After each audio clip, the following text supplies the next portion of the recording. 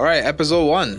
Episode 1. This is a heavy one. This story is going to shock a lot of people. Yes. I don't think we told a lot of people this story. I think we have in small nuggets online, but not the whole story. Yes. And I think for the longest time we didn't talk about it because it was hard to talk about it. Yeah, it's a very heavy story. Yeah, we're definitely starting this series, where this is the Perfected in Pain. I had to think about Yeah, I was like, what's the title of this series?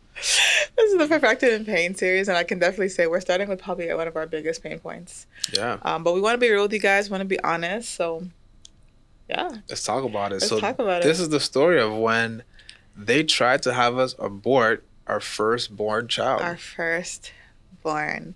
And I mean, we probably won't talk about it in this episode, but I'll put a little nugget and just say that we were told that we wouldn't be able to have kids. That's the first thing. Yeah. So the miracle of our first baby was a big deal for us.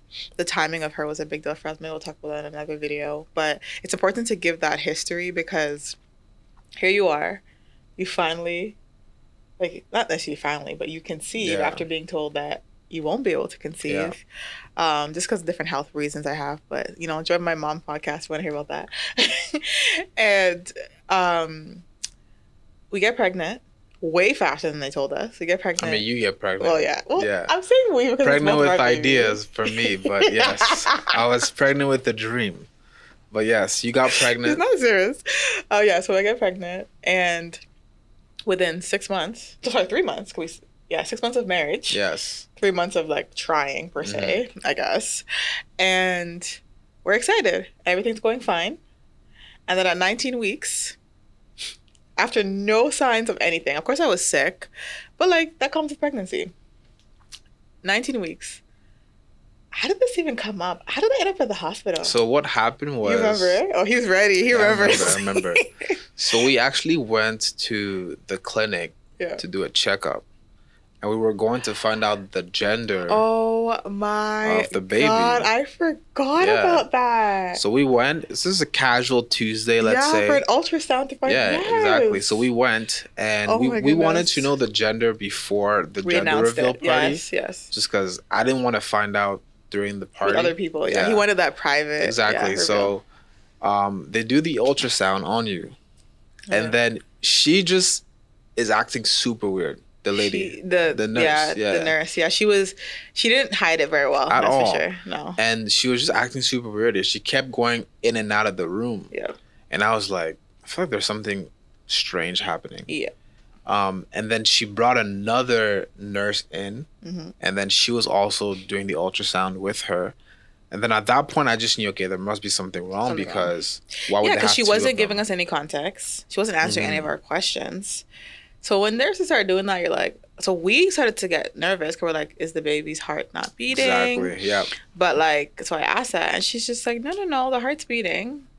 But she's not being clear with her communication. And then what happened? I think they said you need to get to the hospital right away. Yes. They told us a gender. No, we found out at the hospital.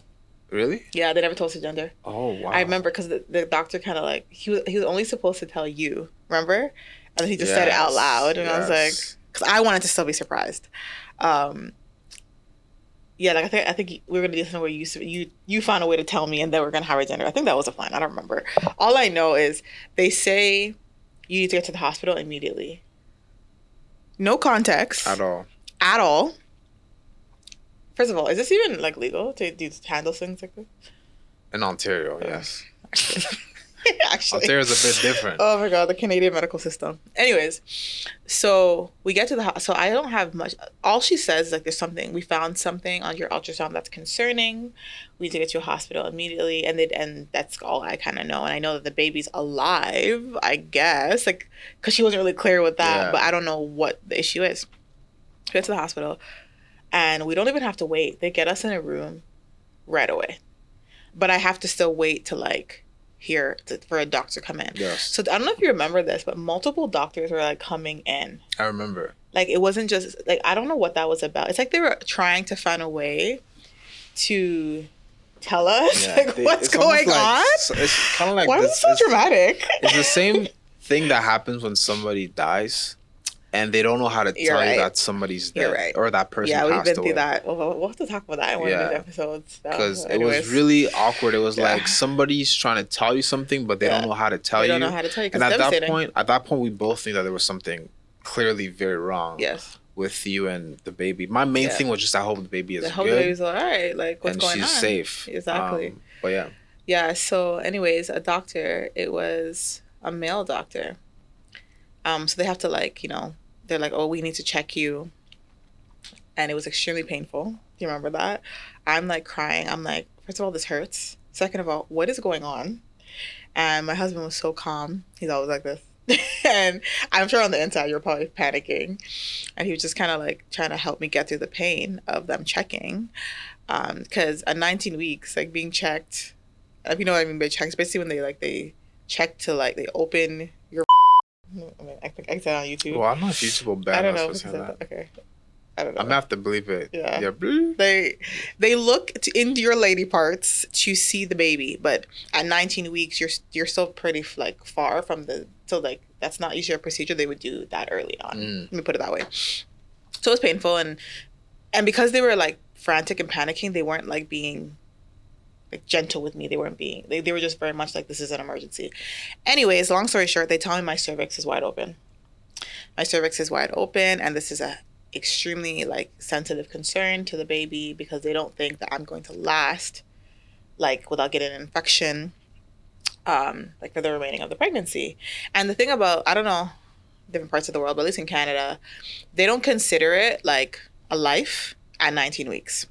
Yeah. You have to be, what is it, 20, I can't remember. Is it 22 weeks? Or I can't remember the number. It's between 22 and 25. Yes. Maybe 20. I can't remember. Yeah, I don't remember the time. I think it might be 25 weeks before they actually consider this like a fetus. Like this is a baby. So to them, this is not that deep of a situation in the sense of like this baby doesn't really mean anything to them. And they were kind of just like, because you're not. So they were talking to me about getting surgery. So essentially, I don't remember the name of the surgery anymore, but it was a surgery where they could basically close your cervix. But when they examined me, they realized that because of how close the baby was and because of my membranes, they were afraid that they were going to break my water if they did the surgery, which would be obviously not good. So after being in the hospital for hours, they just decided, I don't know if you remember the back and forth. There was multiple doctors because essentially all the doctors were deliberating like, how should we handle this case? They decided this is not a good idea. Some felt like it was going to be a great idea to close the cervix. Others felt like this is not going to be a good idea. I guess they eventually concluded this is not worth it. So we're kind of like, what's the plan? And this is where it goes downhill. You want to share what they suggested? They asked us if we wanted to abort the baby. They didn't ask. They highly recommended. They aggressively wanted to push their opinion on us when it came to abortion. Yeah. To the point where they brought a little like booklet. What was it? I wasn't in a room for that. This is a different phase. Yes, but we can talk about that though. Might as well jump to that. So they convince us like very, very aggressively to abort the baby. We say with bass in our voice, absolutely not. And we make a vow, like we're praying this through. Like God showed us that this child was going to be born, but there were so many prophecies. There was so much confirmation of this baby girl. We knew it was a girl based on like spiritual intellect, but like at the time we didn't know yet. But anyways, somewhere in that situation too, they told us it was a girl. Like the doctor said it really like insensitively, like, oh, by the way, it's a girl. Do you remember that? Yes, because to them it's not an actual. Yeah, they're like, by the way, like I don't know if this really matters, but the gender is a girl. And we're just kind of like, okay, very odd. So at this point, they say I have to stay in the hospital. So this is when you can go into the whole pamphlet. That whole pamphlet situation happened in the hospital? Yeah. So they came. They had their little pamphlet. They showed us what the baby would look like if it was aborted. How they would literally, just to not seem too graphic, but they would pull the baby out, wrap the baby up in a... Dress them up in an outfit. And like in a cute little blanket and take photos. Yeah, and have like a whole ceremony for you. Yeah. Which, the ceremony part, I was like... Yeah, they sound like a spiritual... If you know, you know. Remember, this was like a spiritual advisor? If you know, you know. It was AKA really weird. A witch. Basically. To come and talk to me and walk me through the process. Exactly. So it was just a weird experience. And I was like, they're really trying to push us to abort our baby. Yeah. This is crazy. Like, you're showing us a picture of a dead baby while we're pregnant with a baby who's alive. I was going to say, especially after we clearly said, no, we don't want to do it. They were not taking no for an answer. And what was hard is Sam was working full time at this point. So a lot of times, so he sacrificed a lot to be there with me in the hospital, but everybody knows Wi-Fi in the hospital is horrible. So a lot of times he had to go home to be able to shower, to eat, and to like get some work done. So I would spend like time in the hospital by myself. Thankfully, we had a really good community, amazing friends and family who like bombarded me. So I didn't spend that much time alone, to be honest. But they would intentionally wait until there was a window where I didn't have a guest. And they would try and convince me again. They would say, this is really unhealthy, this is really unsafe, this is detrimental to your health. Because in addition to my cervix being open, I had something called hyperemesis. I've had this with all my pregnancies. That's a story for another day. Essentially, that just means extreme vomiting. So you can't eat, you can't drink anything, you lose a bunch of weight. It's extremely unhealthy. There's a lot of different implications with that. So on top of that, like, on top of the open cervix, I'm not eating. So my iron levels are extremely low. All my levels, my blood pressure was low. I'm extremely stressed, lots of mental health attacks because I'm thinking about this child all the time. I'm praying Hebrews 11 over this baby like every single day. Like, I will have faith that you will live and not die. It was insane. So they're seeing me, like, my body deplete. Yeah. Like, I was really not in a good place health-wise at all. And the cervix just kept opening over the weeks. So that's an important point to mention. So even though, you know, I'm on bed rest, I'm literally locked into the hospital. Remember even when they, like, threatened to call the police if I wanted to leave? That's a whole other part to the story. And, you know, I'm not doing well. So they're continuously convincing me, even after we've made our beliefs very clear, that, you know, you should just get rid of this baby. Like, this ain't worth it. Just like that. And I tell you not, that is the point I believe that I took in the power of fasting and prayer.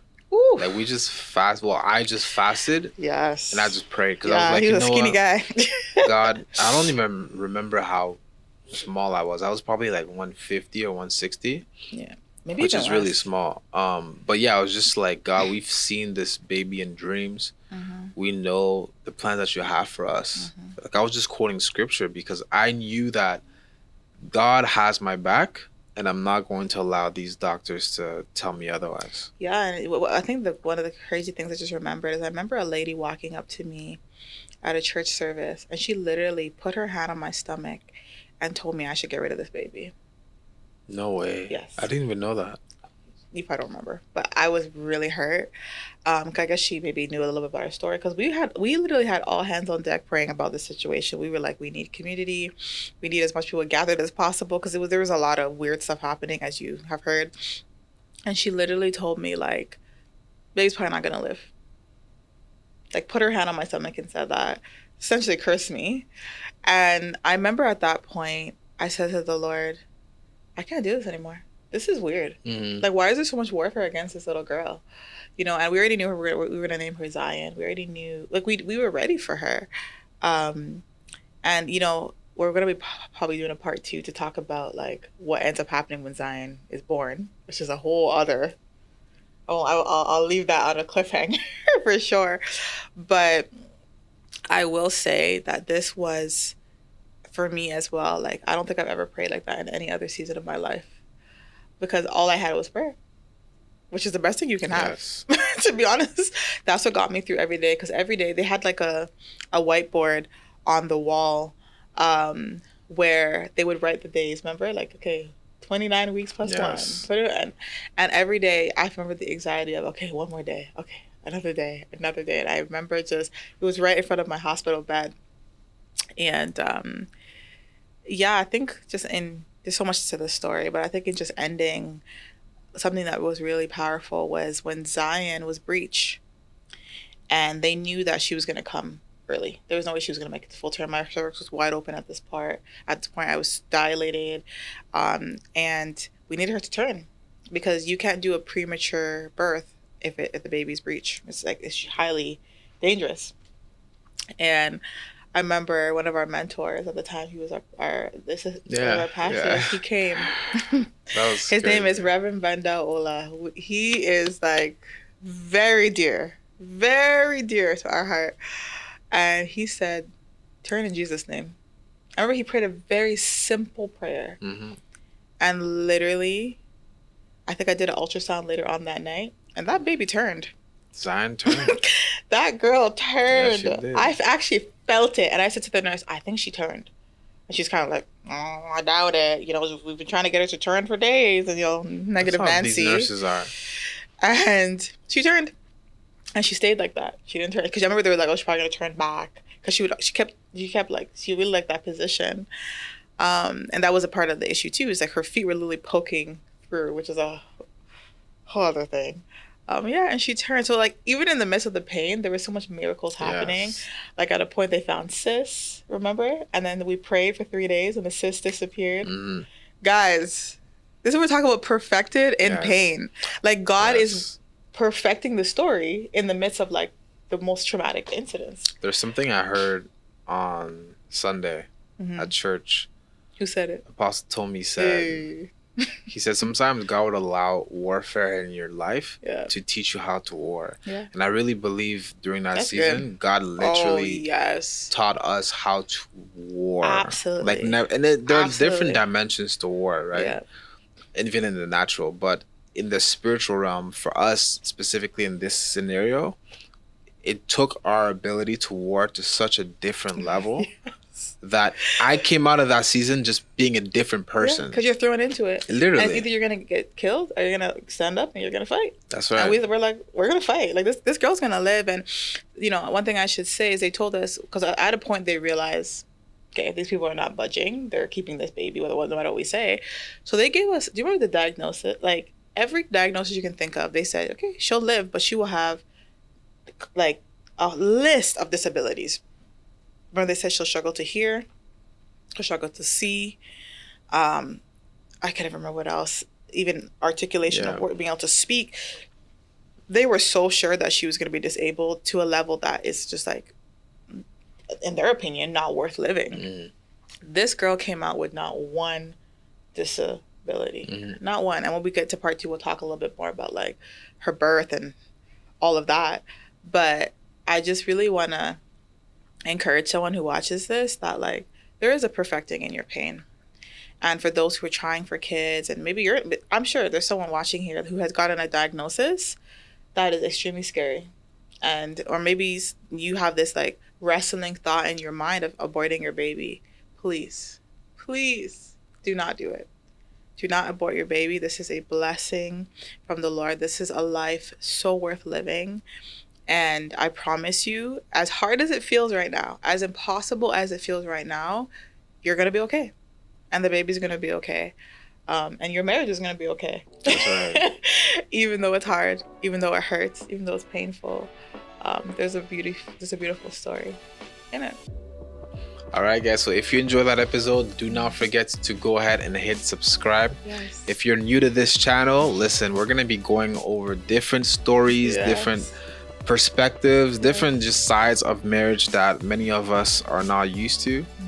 But we're going to be talking about marriage for real, and letting you guys in on what we've experienced through our journey. So for the next 10 weeks, we're going to be releasing an episode every single week. And we want you guys to be a part of the conversation and hear our story. So go ahead and hit subscribe, and don't forget to just like the video. Thumbs up. If this has happened to you or something similar has happened to you, we'd love to hear your story. So you can go ahead and put that in the comment section. And anything else? God bless you. That's right. Bye.